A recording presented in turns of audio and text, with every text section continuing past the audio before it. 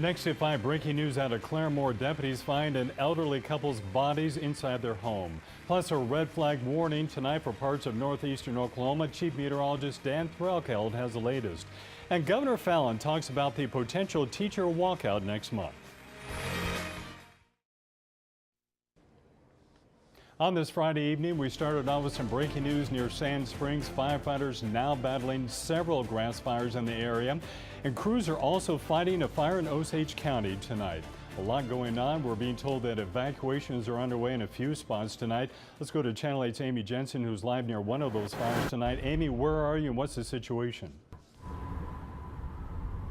Hey Mark, I am on Highway 97T, and right now the smoke is just really surrounding us. You can see the haze all in the air, and this area smells a lot like a campfire. Many people in Sand Springs are not able to get home right now. The police officer here on Highway 97T says practically all north access roads are blocked because of these fires.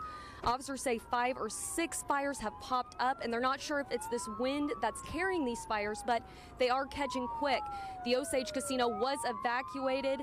Because of these fires, the casino will give notice when it's reopened, and you can see right here that these fire trucks are coming in. This is the third truck to come through here in a matter of about 30 seconds. Kind of let those pass so you can hear me a little bit. So all up along here is they are evacuating this area, and they are not letting anybody up here. We're going to continue following all of these fires, but the best thing you can do right now for officials is to just stay away from this area. Reporting live in Sand Springs, Amy Jensen, Tulsa's Channel 8. Amy, thank you. As Amy just mentioned, the fire is forcing the Osage Casino in Sand Springs to evacuate tonight. Byron Big Horse with the casino joined us now live on the phone. And Byron, what's the situation there? How many employees, customers are being told to leave tonight? Waited the casino after we talked to the fire department as a precaution, because the safety of our guests and our employees is a top priority. We will open up as soon as we get the all clear from the fire department. They are doing a controlled burn on the backside of our property at this point to prevent the fire from affecting any of our structures. How close is the fire to you? Can you actually see it, or you just see the smoke from the casino? You can actually see the flames from our property. And you're told telling the customers, the employees to go home, or are they just waiting outside? What's the situation? No, we told everyone to go home. Please evacuate the area. Safety is our biggest priority. We don't want anyone to be harmed. All right, Byron, Big Horse, not exactly the situation you want on a Friday evening in the casino. Thanks very much, and good luck tonight, Byron. Thank you very much. Yeah, now let's check in with Chief Meteorologist Dan Threlkeld. And Dan, how long will this fire danger last? The fire danger will go on at least for another 4 or 5 hours. After that time, the winds will be decreasing. The smoke makes a target that radar can actually detect. We've been tracking these smoke plumes, and they have blossomed, really erupted since 3 o'clock. You can see them lined up where they started across eastern parts of Osage County. Now that smoke covering Washington County. Going to have some smoke in through parts of Tulsa, and also the fires that started in parts of Creek County now blowing across Highway 75. So again, a dangerous situation.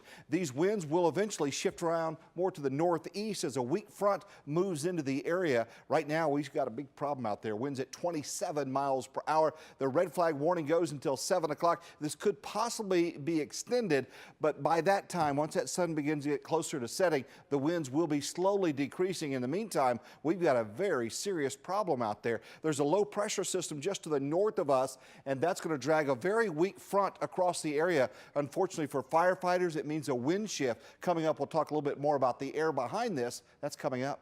Dan, thank you. And of course, we'll have more on this fire danger coming up later in our newscast. Now to breaking news near Claremore tonight. Deputies now investigating the death of a couple in a neighborhood there.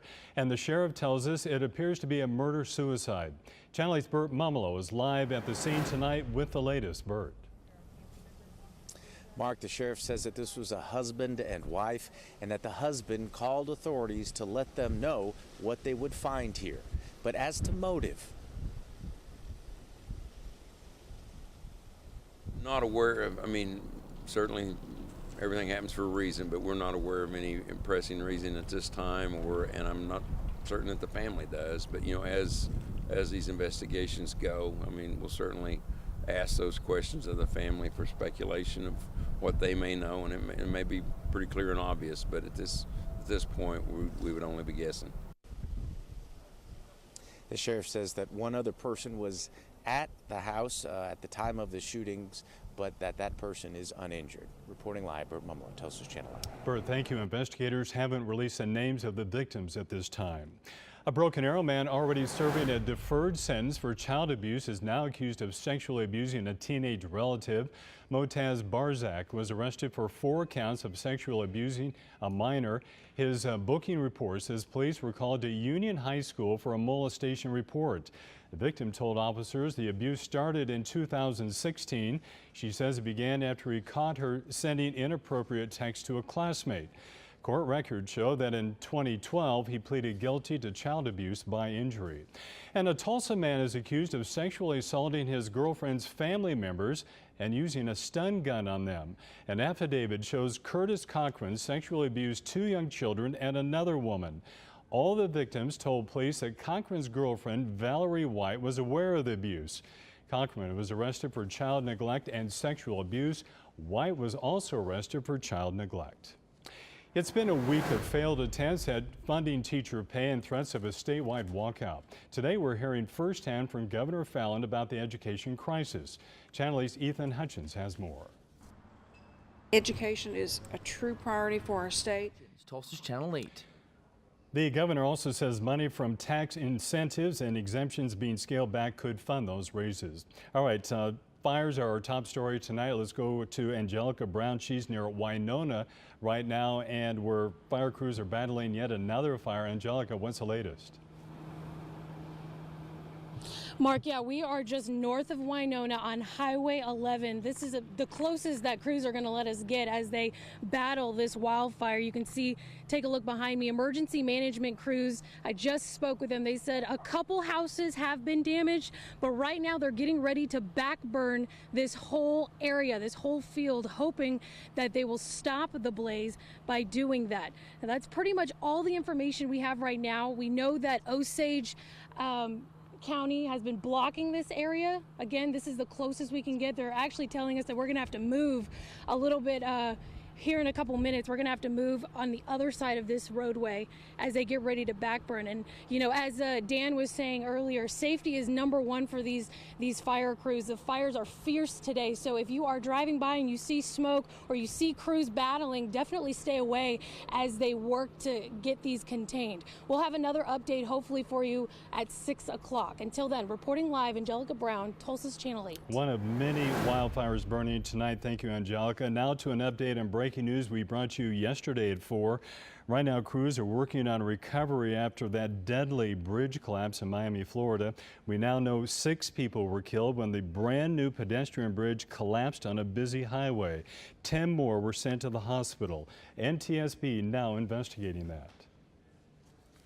It could be a design flaw. It could be a flaw in the construction staging. It could be the actual construction materials or the equipment itself. There are so many things you have to look at to come up with the final reason why. City of Sweetwater confirmed they conducted a stress test on the bridge yesterday morning. The contractor and bridge architect pledged to fully cooperate with the investigation. Stormy Daniels' lawyer now claiming his client was threatened to keep quiet. That's the woman who claims she had an affair with the president. And the fact is that my client was physically threatened to stay silent about what she knew about Donald Trump.